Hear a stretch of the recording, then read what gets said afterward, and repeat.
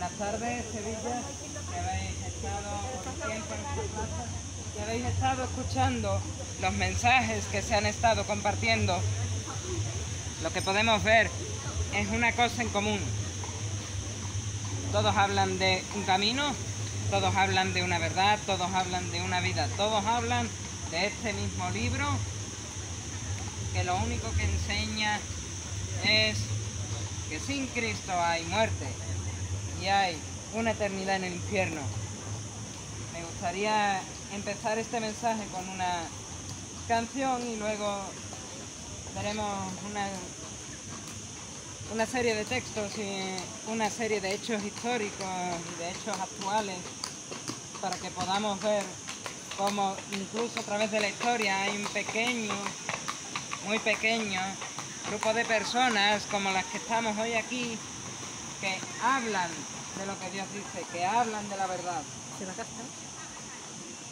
Esta canción se titula Cristo es la respuesta. Está lleno, la apago. Y la podemos encontrar en este capítulo 14 del Evangelio de Juan, versículo 6. Dice Jesús, yo soy el camino, la verdad y la vida. Es decir, solo hay una verdad, solo hay una respuesta. Y esa respuesta, esa verdad es Jesucristo. Cristo es la respuesta para el mundo de hoy. No hay ningún otro, la vía es Jesús. Si tienes preguntas en los rincones de tu mente, huellas de abatimiento, no puedes hallar la paz. Recuerdos de tu pasado te atormentan cada día, pero una cosa yo sé bien, que el único camino es Él. Cristo es la respuesta para el mundo de hoy. No hay ningún otro, la vía es Jesús. Si tienes preguntas en los rincones de tu mente, huellas de abatimiento, no puedes hallar la paz. Recuerdos de tu pasado te atormentan cada día, pero una cosa yo sé bien, que el único camino es Él. Cristo es la respuesta para el mundo de hoy. No hay ningún otro, la vía es Jesús. Y vemos en esta canción, vemos en todos los mensajes de esta mañana que solo hay una respuesta para tu vida. Igual que lo hubo para la mía, igual que lo hubo para todos mis compañeros y compañeras aquí presentes. Cristo, señores, Cristo es la respuesta. Podemos leer en el profeta Isaías, capítulo 43, versículo 11. Dice así la palabra del Señor. Yo Dios, fuera de mí no hay quien salve. Capítulo 45. Dice así el profeta. Porque así dijo Dios, que creó los cielos. Él es Dios, el que formó la tierra, el que la hizo y la compuso. No la creó en vano para que fuese habitada. La creó. Yo soy Dios y no hay otro. No hablé en secreto en un lugar oscuro de la tierra. No dije a la descendencia de Jacob, en vano me buscáis. Yo soy Dios que hablo con justicia, que anuncio rectitud. Dice la historia, y podemos verlo por un momento, que hay varias personas a lo largo de la historia de la Iglesia que enseñaron ciertas cosas que eran incorrectas, que estaban mal, que fueron catalogadas en su momento como herejías, aunque luego algunas de ellas dejaron de serlo, otras siguen estando vigentes en otros grupos que se dicen ser cristianos, que dicen que creen lo que está escrito en la palabra de Dios, pero en verdad es mentira. Podemos ver el ejemplo de un sacerdote llamado Pelagio. ¿Qué es lo que creía Pelagio? ¿Qué es lo que es el pelagianismo? Él decía que hay que salvarse, efectivamente, igual que creemos nosotros. Él decía que Cristo te podía salvar, pero que Cristo no era suficiente, que lo que tú necesitabas, además de la fe, eran obras, y que cuantas mejores obras hacías, más bueno eras, más cumplías lo que se te decía que había que hacer, más posible era para tu vida después de este mundo que tú fueses salvo. Vemos un ejemplo actual. Vamos a ver el ejemplo de los judaizantes, de estas personas que vienen de reformas de la iglesia pentecostal, de los carismáticos, y que dicen, ¿sabéis qué? Todo este tiempo el cristianismo ha estado equivocado. No hay que congregarse en domingo, sino que hay que hacerlo en sábado, y específicamente el sábado. No es que sea una cuestión de decisión de la misma iglesia. No hay que seguir comiendo cerdo porque ya es algo que ha pasado, es una ley que ya no sirve, sino que ahora nosotros hemos descubierto que debemos de usar nuestras kipás, debemos usar nuestras ropas ceremoniales, debemos de seguir la ley de Moisés, cumplirla, seguir las fiestas solemnes, seguir un montón de tradiciones de los judíos. No es que sea algo nuevo. Si uno se va al libro de Colosenses, allí están señalados. Y muchas de las cosas de las que vamos a hablar en este preciso momento están señaladas en ese libro de Colosenses. Tenemos a Pelagio diciendo que hay que salvarse por obras, y tenemos a los judaizantes que dicen que hay que cumplir la ley judía. Tenemos otro ejemplo, Marción. Marción quería destruir el canon que hoy tenemos, quería destruir lo que conocemos como las Escrituras. ¿Por qué? Él decía, no, el Dios del Antiguo Testamento, ese Dios es un tirano, ese Dios es una persona horrible, una mala persona, que no quiere que nadie se salve, sino que lo único que quiere es ponerse a destruir a todo el mundo sin importar lo que ha hecho. Y que, bueno, el Dios del Nuevo Testamento pues es una persona como más amable, más amorosa, más bondadosa. De hecho, él decía, bueno, de todos los evangelios me quedo con Lucas. De todas las otras escritos me quedo con las cartas de Pablo y el libro de Hechos. Y el resto no sirven, porque el resto supuestamente muestran a un Dios que no es tan bueno, que no es tan amoroso, que no hace tanto el bien. Pero si uno lee, en el libro de Lucas tenemos la parábola del rico y Lázaro, una parábola que muestra claramente el infierno. Con lo cual, ¿a dónde quería llegar este hombre con eso? Tenemos a otro grupo, este grupo es mucho más moderno, los mormones, como se les conoce, que quieren añadir nueva revelación a las Escrituras. De hecho, ellos tienen un compilado de escritos, lo llaman el Quad, que contiene la Biblia, una Biblia como la que puedo tener yo. Puede tener el libro de Mormón, Doctrinas y Convenios y la Perla de Gran Precio. 4 libros. Y esos 4 son los que ellos creen como revelación. Una revelación que, si vamos a su historia, se la dio un ángel. El ángel Moroni le da a José Smith esta nueva revelación. Pero ¿qué dice Pablo a los Gálatas? Si hay un ángel o uno de nosotros que os revela un nuevo evangelio, un evangelio diferente, esta persona sea anatema, maldita por Dios.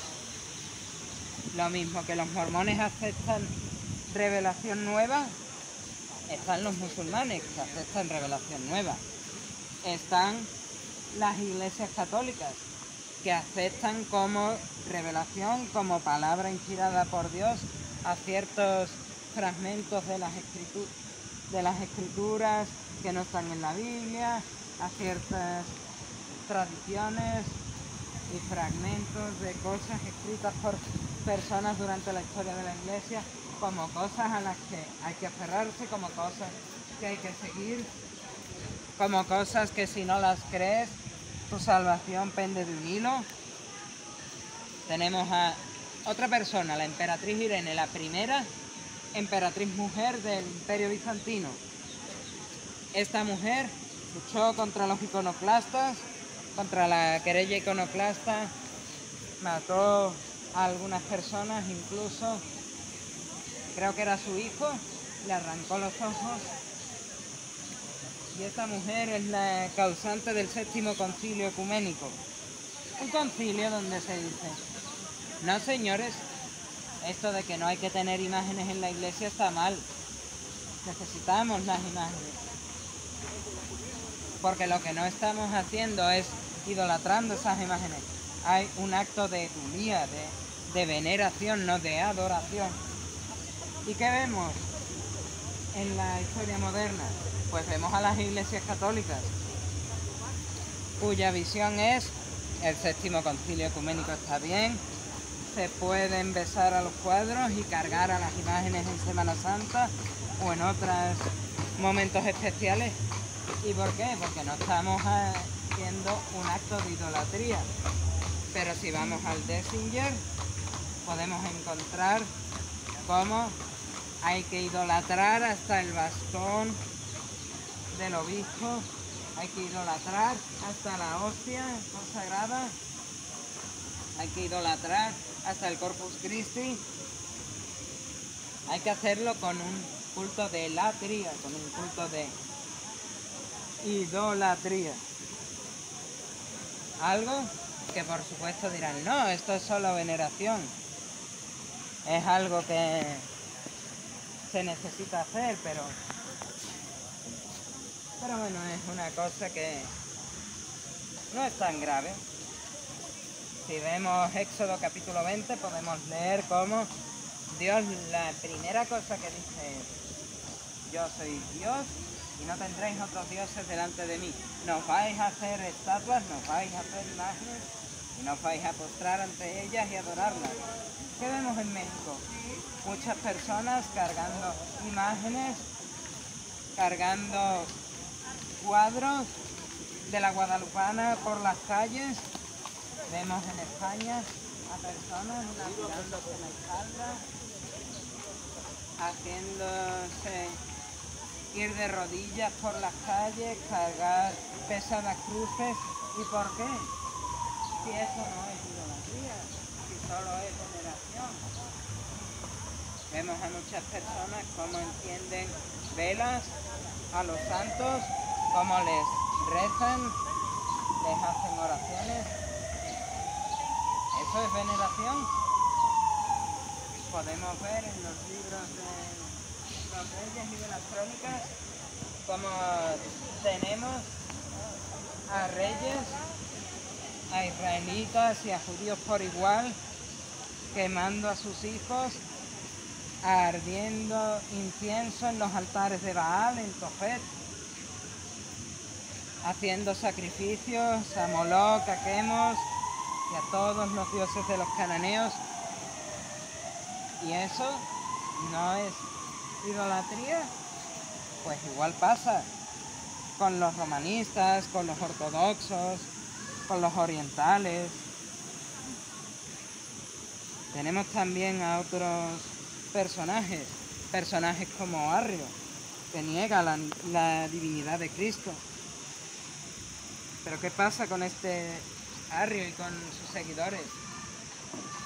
Pues teníamos también aquí en España, en tiempos de los visigodos, a varios obispos autoconfesados arrianos, varios obispos que se decían ser arrianos. ¿Y cuál es el remanente?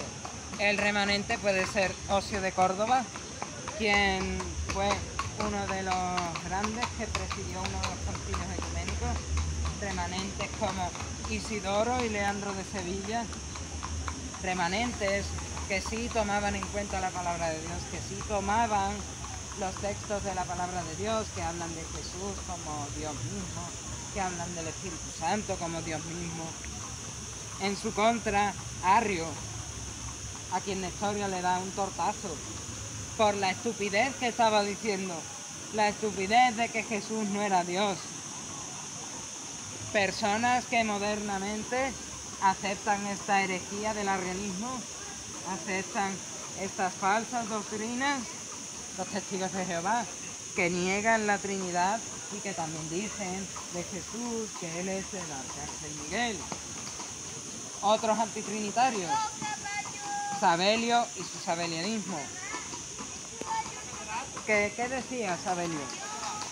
Que hay un Dios, como dice Deuteronomio, hay un Dios efectivamente, pero él decía, hay un Dios en tres modos. Hay un Dios que se manifiesta en tres personas. En un momento de la historia, en el Antiguo Testamento, lo vemos como el Padre, como aquel que se presenta ante Abraham y le dice, vas a tener un hijo. En el Nuevo Testamento, justo en medio, vemos a ese Dios manifestarse en la persona del Hijo, y ya después de la ascensión de Cristo vemos a ese Dios manifestarse en la persona del Espíritu Santo, negando por supuesto Mateo capítulo 3, el bautismo de Jesús, donde vemos a Cristo en el agua, al Espíritu Santo descendiendo como paloma y a la voz del Padre del cielo, desde el cielo, diciendo, este es mi Hijo amado en quien yo tengo complacencia. Personas que hoy en día aceptan el sabelianismo y que aceptan esta herejía, lo solo Jesús. Otra supuesta iglesia llena de falsa doctrina que otra vez viene del avivamiento de los pentecostales de la calle Azusa y de la reforma carismática. Unas personas que dicen que Dios es igual a Jesús, pero que no hay Trinidad, no hay tres personas divinas en un solo Dios, como así lo enseña la Escritura. Por último, un sexto grupo de personas, y también los podemos encontrar en la carta de Pablo a los Colosenses, los gnósticos. Los gnósticos enseñaban una herejía, que hay un conocimiento especial que está limitado a ciertas personas que eran iluminados de parte de Dios, de parte del cielo, con un conocimiento que excedía las escrituras sagradas. Y podríamos poner muchos ejemplos de muchos de estos herejes y religiosos modernos de los que ya hemos hablado, pero me gustaría hablar de una herejía muy local, muy sevillana, los palmarianos, la iglesia de los palmarianos, que dicen que hay una nueva revelación especial, que ellos pueden trastocar la Biblia a voluntad, que la Virgen del Palmar se reveló a varias personas, en especial a estos dos nuevos primeros papas, Gregorio XVII y Pedro II, y que les dijo, bueno, el catolicismo está mal, el Concilio Vaticano II y todo lo que viene después es una sarta de mentiras, un nido de comunistas que han negado la verdad, y que la única verdad que hay es la que yo, la Virgen del Palmar, os voy a revelar a ustedes. ¿Y qué hacen ellos? Escriben nueva escritura escriben nuevo catecismo enseñando cosas tan locas como que al final de los tiempos vendrá un personaje llamado el caudillo del Tajo y se unirá a los habitantes de un planeta llamado el planeta María, que irán a la guerra contra los comunistas, contra los satanistas y contra todo aquello que no vaya a favor de la vieja religión, del viejo catolicismo, del catolicismo tridentino. Y podemos leer la palabra del Señor para ver que efectivamente estoy en lo cierto cuando digo que estas personas son herejes, falsos maestros que han de ser confrontados, falsos maestros a los que se les tiene que enseñar la verdad de las Escrituras, porque no la conocen, porque no la entienden, porque la tienen delante de sus narices y eligen buscar la falsa doctrina, la mentira, convertirse ellos mismos en falsos maestros. Y podemos leer en la carta de uno de los hermanos de Jesús, del apóstol Judas, cuando dice así: a los llamados, santificados en Dios Padre y guardados en Jesucristo, misericordia y paz y amor os sean multiplicados. Amados, por la gran solicitud que tenía de escribiros acerca de nuestra común salvación, me ha sido necesario escribiros exhortándoos que contendáis ardientemente por la fe que ha sido una vez dada a los santos, porque algunos hombres, y hemos visto varios ejemplos ya, algunos hombres han entrado encubiertamente, los que desde antes habían sido destinados para esta condenación, hombres impíos que convierten en libertinaje la gracia de nuestro Dios y niegan a Dios, el único soberano, y a nuestro Señor Jesucristo. Mas quiero recordaros ya que una vez lo habéis sabido, que el Señor, habiendo salvado al pueblo, sacándolo de Egipto, después destruyó a aquellos que no creyeron, y a los ángeles que no guardaron su dignidad, sino que abandonaron su propia morada, los ha guardado bajo oscuridad en prisiones eternas, para el juicio del gran día, como Sodoma y Gomorra y las ciudades vecinas, las cuales, de la misma manera que aquellos, habiendo fornicado e ido en pos de vicios contra la naturaleza, fueron puestas, por ejemplo, sufriendo el castigo del fuego eterno. No obstante, de la misma manera también estos soñadores mancillan la carne, rechazan la autoridad y blasfeman de las potestades superiores. Blasfeman de las potestades superiores, pero cuando el arcángel Miguel contendía con el diablo, disputando con él por el cuerpo de Moisés, no se atrevió a proferir juicio de maldición contra él, sino que dijo: el Señor te reprenda. Pero estos blasfeman de cuantas cosas no conocen, en las que por naturaleza conocen, se corrompen como animales irracionales. ¡Ay de ellos! Porque han seguido el camino de Caín y se lanzaron por lucro en el error de Balaam y perecieron en la contradicción de Coré. Estos son manchas en vuestros ágapes, que comiendo impúdicamente con vosotros se apacientan a sí mismos, nubes sin agua, llevadas de acá para allá por los vientos, árboles otoñales sin fruto, 2 veces muertos y desarraigados, fieras ondas del mar que espuman su propia vergüenza, estrellas errantes para las cuales está reservada eternamente la oscuridad de las tinieblas. De estos también profetizó Enoc, 7º desde Adán, diciendo: he aquí vino el Señor con sus santas decenas de millares para hacer juicio contra todos y dejar convictos a todos los impíos de todas sus obras impías que han hecho impíamente y de todas las cosas duras que los pecadores impíos han hablado contra él.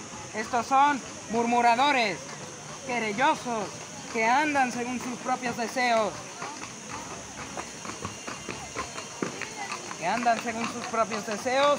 cuya boca habla cosas infladas, adulando a las personas para sacar provecho. Y podemos ver en los ejemplos que ya hemos dado de tantos herejes, de tantos falsos maestros, de tanta falsa doctrina, como ellos son los primeros en buscar un rédito económico de sus falsas doctrinas, de sus falsas enseñanzas. Pero lo hemos dicho, si alguien viene, ya sea uno de los apóstoles, uno de los discípulos de Jesús, alguien que se diga ser cristiano, alguien que diga venir de parte de un ángel del cielo, alguien que diga venir de parte de Dios o de alguna de las personas con las que Dios ha tenido contacto y os anuncia una verdad diferente, un evangelio diferente, una buena noticia diferente, este sea maldito por Dios. Podemos ver en la Escritura un ejemplo de alguien que supuestamente había venido a esta tierra de parte de Dios y que había dicho cosas que no gustaban. Allá en la cueva de Endor podemos ver al rey Saúl, el primer rey de la nación de Israel, como cuando ni siquiera Dios se había dignado a volverle a dirigir la palabra porque había hecho lo malo delante de él, él dice: vayamos, sabemos que aquí hay una bruja que puede traerme al espíritu del profeta Samuel para que me diga algo de parte de Dios, para que me diga qué va a ser de mí. Y vemos en la palabra que efectivamente un espíritu que se decía ser el profeta Samuel vino de entre los muertos para anunciarle que por cuanto había hecho lo malo, él iba a morir. Efectivamente murió. No es que eso fuese una mala enseñanza, pero sí que es cierto que lo que este rey hizo lo hundió más en el pozo de la desesperación, en el pozo de la maldad, en el pozo del pecado. Y lo que hay en esta mañana, en cada mañana de nuestra vida, es muchas personas que dicen ser buenas, que dicen hacer lo recto, como así decía Pelagio, pero que la verdad es que, como hemos leído en Judas, están doblemente muertos. Están primeramente destinados a morir físicamente, como cualquiera de nosotros, pero están destinados a morir espiritualmente, una segunda muerte. Y están muertos en sus delitos y pecados. Queremos leer un texto que ha levantado remanentes a lo largo de la historia, un texto que anuncia cuál es la verdad. Romanos, capítulo 1, versículo 16. Porque no me avergüenzo del Evangelio, porque es poder de Dios para salvación a todo aquel que cree, al judío primeramente y también al griego. Porque en el Evangelio la justicia de Dios se revela por fe y para fe, como está escrito: mas el justo por la fe vivirá. Y lo importante en esta mañana es pensar con nuestras cabecitas: ¿estamos creyendo una falsa doctrina? ¿Estamos creyendo una herejía? ¿O le estamos creyendo a Dios y su palabra? ¿Estamos creyendo en un falso evangelio traído de boca de labios humanos, de boca de ángeles del cielo? ¿O estamos creyendo el evangelio de las Escrituras? Porque el evangelio de las Escrituras es muy claro. Si no crees la palabra de Dios, si haces lo que bien te parece, el infierno y la condenación eterna, las dos muertes de las que habla Judas, son para ti. Pero sí, y solo sí, te arrepientes de tus pecados y crees en Jesucristo como el Señor y Salvador de tu vida, como hemos leído antes en Isaías, solo a través de ese que era Dios hay salvación. Y fuera de Dios no va a haber más salvación para nadie. Da igual que esa salvación te la traiga la Iglesia de Roma, da igual que te la traiga una iglesia ortodoxa, los testigos de Jehová, los mormones, los palmarianos, cualquier iglesia que diga traerte salvación, tiene que atenerse como última norma a la Escritura. Tú puedes tener todas las tradiciones del mundo que si no están en la Escritura, que si no están verificables en la Escritura, están mal y son una falsa doctrina, un falso evangelio. Dice la palabra de Dios que si alguien viene y da una profecía en nombre de Dios y esa profecía no se cumple, el tal es un falso profeta, no hay que creerle. ¿Y qué encontramos en todos estos ejemplos? Pues encontramos 1914, encontramos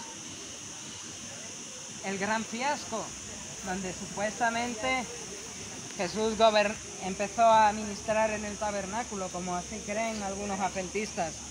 ¿Qué encontramos? Pues encontramos la falsa profecía de que una vez tú te mueres, si has sido bautizado como mormón, si te has casado en el templo, llegarás al cielo, te convertirás en tu propio Dios y reinarás sobre un planeta teniendo, quién sabe, millones de hijos con tu esposa o tus esposas. Ya eso depende de cuántas esposas se te hayan muerto y con cuántas te hayas casado. Pero eso es una ridiculez, eso es una falsedad tan obvia,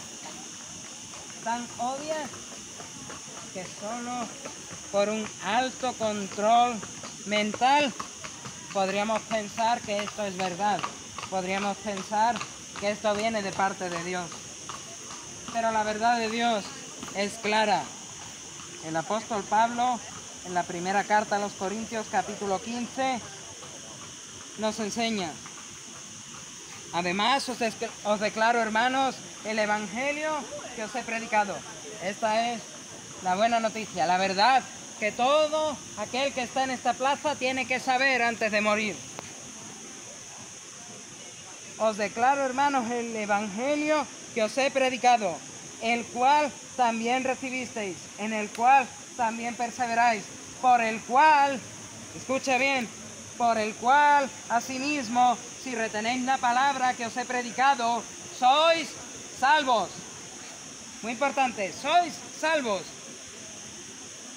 Aunque una religión te diga, no podemos saber si somos salvos, la palabra de Dios dice: si creéis en el evangelio, si perseveráis en el evangelio, sois salvos. ¿Pero cómo? ¿Cómo? Sois salvos si no creísteis en vano. Si lo que se os va a anunciar es creído en vano, ya no sirve para nada. Pero si lo creéis con todo vuestro ser, con todo vuestro corazón, dice la palabra de Dios, sois salvos. ¿Y por qué somos salvos? Porque primeramente os he enseñado lo que asimismo recibí, que Cristo murió por nuestros pecados, conforme a las Escrituras, y que fue sepultado y que resucitó al tercer día, conforme a las Escrituras. Esa muerte, esa sepultura y esa resurrección al tercer día, si no es creída en vano, os hace salvos, independientemente de lo que pueda decir la religión más grande del mundo. Si creísteis en esta palabra, sois salvos. Pero ¿qué dice Pablo también? Que si Cristo no ha resucitado, esta palabra que acabamos de leer, esta porción de las Escrituras, no tiene ningún sentido. Nuestra fe es vana y, como podríamos explicar en la profecía de Ezequiel en el capítulo 18, aún estáis en vuestros pecados. Dice Ezequiel 18:4 que el alma que pecare, esta morirá. Y no morirá una sola vez de manera física, por viejo, porque lo maten. No morirá así, sino que morirá con esta segunda muerte de Judas, con esta muerte espiritual. Moriréis espiritualmente igual que moriré yo si Jesús no ha resucitado. Pero si Él ha resucitado, si Él ha muerto en esa cruz del Calvario por tus pecados y por mis pecados, si Él ha sido sepultado y lo creéis de verdad, os arrepentís de vuestros pecados de verdad, sois salvos. No necesitamos volver a ver a todas estas falsas doctrinas, a todos estos falsos maestros, a estos falsos evangelios, a estas falsas religiones que enseñan que si tú no sigues estos preceptos, si no crees estas revelaciones, no puedes ser salvo. Y que si las crees, quizás sí, quién sabe. Porque desde Trento, lo primero que se enseñó en contra de esta visión de Primera de Corintios, de Romanos 1:17 y de Primera de Corintios 15, es que aquel que diga que puede estar seguro de su salvación, ese es el primero que debe de ser excomulgado, ese es el primero que debe ser echado afuera del cielo, simplemente por pensar con una sola neurona de su cabeza que puede saber si es salvo o no. Pero lo hemos leído. Toda persona que peca morirá con la segunda muerte de Judas, capítulo 1. Pero todo aquel que se arrepiente de ese pecado y que cree en la obra de Cristo Jesús en el Calvario, ese será salvo. Ese podrá dormir esta noche tranquilo en su almohada, de que si mañana no despierta, despertará en el cielo, despertará en la presencia de Dios, pasará el juicio del gran trono blanco y podrá decir: aunque no lo merecía, soy salvo. Aunque era pecador, soy salvo. Aunque creía cosas erróneas, soy salvo. Aunque no merecía la misericordia de Dios y la gracia de Dios, soy salvo. Y la palabra de Dios es bien clara. Podemos saber que seremos salvos. Pero no dejen escapar cada segundo de vuestras vidas, al igual que no lo dejamos ninguno de nosotros, sin pensar: ¿de verdad soy salvo? ¿Puedo saber que soy salvo? ¿Estoy seguro de que soy salvo? Porque dijo Jesús, esto no lo digo yo, no lo dice un culto apocalíptico como pueda ser los testigos de Jehová, esto lo dijo el mismísimo Jesucristo, el mismísimo Dios encarnado. Dice en Mateo capítulo 25,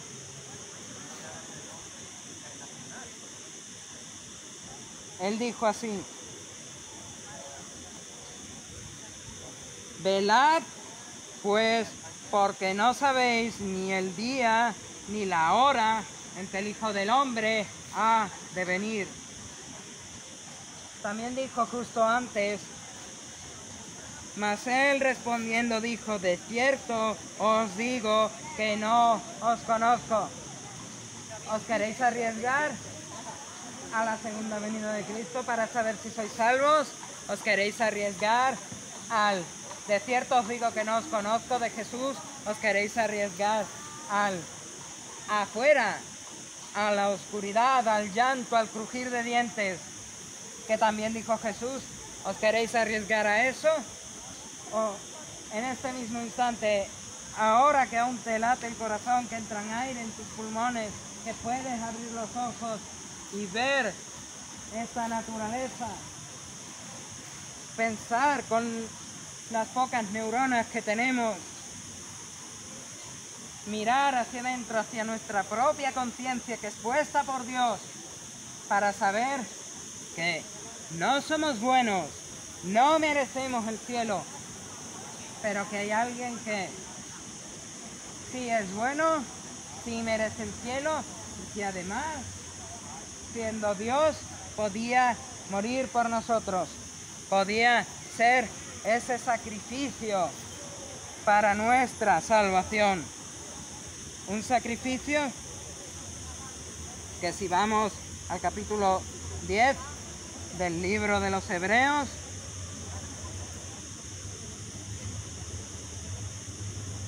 Hebreos capítulo 10, en contraposición al 9 versículo 27, que dice: y de la manera que está establecido para los hombres que mueran físicamente una sola vez, y después de esto el juicio. En contraposición a eso, leemos Hebreos 10, versículo 11 en adelante: y ciertamente todo sacerdote del templo de Israel está día tras día ministrando y ofreciendo muchas veces los mismos sacrificios de animales que nunca, escuchen bien, nunca pueden quitar los pecados. Pero ahí va el cambio de historia. Pero Cristo, habiendo ofrecido una sola vez y para siempre un solo sacrificio por los pecados, se ha sentado a la diestra de Dios. ¿Esto no es magnífico? Todo aquel que ha pecado morirá físicamente una vez, se va a la presencia de Dios, es culpable delante de Dios y se va al infierno. Tenemos a los sacerdotes en el templo de Israel ofreciendo sacrificios de animales una y otra vez durante el Antiguo Testamento, durante el principio del Nuevo Testamento, y esos sacrificios no servían para quitar un solo pecado. Pero viene Dios, se encarna, muere en esa cruz del Calvario, y por ese solo sacrificio, por esa sola muerte, tu pecado, como dice Isaías, que era como el carmesí, rojo sangre, es lavado y se convierte en blanco como la lana. Tú que estabas manchado y muerto en tu delito y pecado, por la sangre de Cristo derramada en la cruz del Calvario, por la copa de ira de Dios que Él tomó por ti, tú eres limpio, limpio de ese pecado, limpio de esa segunda muerte que hemos leído en Judas. Y puedes, como dice la palabra de Dios, estar seguro de tu salvación. En esta mañana tú puedes estar seguro de tu salvación. En esta mañana tú puedes estar seguro que si mueres en este mismo instante, tú te vas al cielo, porque Él murió por ti en esa cruz del Calvario. Fue sepultado y al tercer día resucitó de entre los muertos. Y no dependía de ti. Lo que sí depende de ti, aunque Dios haya puesto ese deseo en tu corazón, es arrepentirte y creer, arrepentirte de tus pecados y creer en el Señor Jesucristo como aquel que es el Salvador de tu alma y el Señor de tu corazón. Y si en esta mañana has escuchado este mensaje, Dios ha puesto en tu corazón un corazón de carne y ha quitado ese corazón de piedra.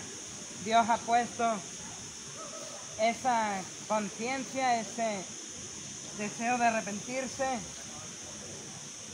Puedes, allí donde estás, si estás sentado, o tú que nos ves desde esta pantalla del móvil, desde esta pantalla del ordenador, o desde la tele, o desde donde sea que nos veas o que nos estés viendo, tú puedes, allí sentado, orar a Dios por ese perdón de tus pecados, orar a Dios porque te arrepentiste de esos pecados, orar a Dios porque necesitas al Espíritu Santo dentro de ti, necesitas esa contrición de pecado.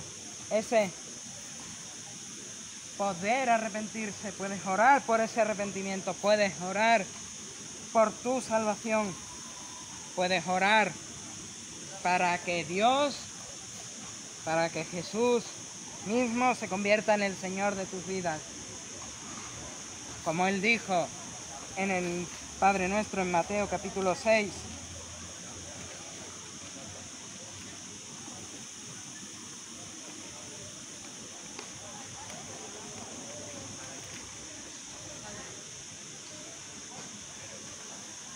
Él dijo, Mateo 6, versículo 10, venga tu reino, hágase tu voluntad. Puedes orar porque se cumpla la voluntad de Dios en tu vida. Puedes orar porque Él sea el rey del reino que está por venir y que tú seas su súbdito, un súbdito más de este reino, un súbdito más que no se guarda este mensaje, que no se guarda esta buena noticia para sí, sino que va al mundo y anuncia esta buena noticia, porque cada persona en este mundo necesita esta buena noticia. Cada persona en este mundo necesita oír de la salvación de Dios antes de que venga el fin. Es posible, no lo sabemos, que hasta que cada persona en el mundo no reciba este evangelio, no vuelva a Cristo. O hasta que cada etnia en este mundo no reciba el evangelio, no vuelva a Cristo. O hasta que cada idioma en el mundo no tenga la posibilidad de oír el evangelio, no vuelva a Cristo. Eso no lo sabemos. Lo único que sabemos es que Cristo viene una segunda vez y que hay un mensaje muy importante que debes de saber, que si te arrepientes de tus pecados y crees con todo tu corazón que Dios mismo bajó a esta tierra, se humilló en forma de siervo y fue obediente hasta la muerte y muerte de cruz, que murió en esa cruz del Calvario, que fue sepultado y que resucitó al tercer día por tus pecados, que hoy es quien te puede salvar de todo pecado, de toda muerte segunda. Si tú lo crees, es suficiente para que el cielo se abra de par en par, las puertas del cielo se abran de par en par, se haga una fiesta en el cielo, porque tú, pecador, igual que lo era yo, te arrepentiste y creíste en este mensaje. Así que allí donde estás, puedes orar una oración, la que quieras. Puedes orar conmigo si quieres, pero necesitas tener claro esto. Tienes que pedir perdón por tus pecados, arrepentirte de esos pecados, confiar en el Señor como tu Salvador y tu Señor, pedir tu salvación y al Espíritu Santo dentro de ti, pedir a Dios que cambie ese corazón de piedra por uno de carne, que el Espíritu Santo te dé ese arrepentimiento, esa contrición de pecado, para que si alguna vez vuelves a pecar, si alguna vez vuelves a caer, abogado tenemos para con Cristo. Abogado tenemos para con Dios, a Jesucristo el justo, dice Juan en su primera carta. Así que si estás escuchando, si este mensaje ha tocado tu corazón, ora conmigo. Puedes orar lo mismo que yo, orar algo distinto, pero es importante. Puedes cerrar tus ojos, agachar tu cabeza y orar esta oración conmigo en este momento. Padre amado, te damos gracias. Gracias por tu misericordia, por tu lentitud para la ira, por tu grande bondad. Te damos gracias por ese regalo que no merecíamos, el cual es Cristo Jesús. Te pedimos en esta mañana perdón por cada uno de nuestros pecados. Nos arrepentimos de corazón de cada una de estas cosas que hemos hecho, de estos pecados que hemos hecho contra el cielo y contra ti, y contra nuestro prójimo en algunos casos también. Te pedimos que nos perdones de cada uno de ellos, que nos ayudes en esta mañana a notar que eso que hemos hecho está mal y dejarlo a un lado. Te pedimos que tú cambies este corazón de carne, este corazón de piedra que tienen y que teníamos todos aquellos que vivíamos muertos en nuestros delitos y pecados, que tú lo cambies por un corazón de carne, un corazón donde puedas traer a tu Espíritu Santo con nosotros. Espíritu Santo, ven a nuestra vida y tráenos esta contrición, esta convicción de pecado. Tráenos este arrepentimiento sincero que nos lleve a reconocer que estábamos muertos en delitos y pecados, que nos lleve a reconocer que éramos pecadores en manos de un Dios airado. Que ay de nosotros, que viviendo en delitos y pecados teníamos que enfrentar la ira del Dios vivo, que siendo hombres de labios inmundos, junto a un pueblo de labios inmundos, nuestros ojos han podido ver, nuestros oídos han podido escuchar de Dios de los ejércitos, y por nuestro pecado, por nuestra vida, estamos muertos. Señor Jesucristo, sálvanos, te necesitamos. Sé nuestro Salvador, el Salvador de nuestras almas. Acuérdate de nosotros cuando vengas en tu reino.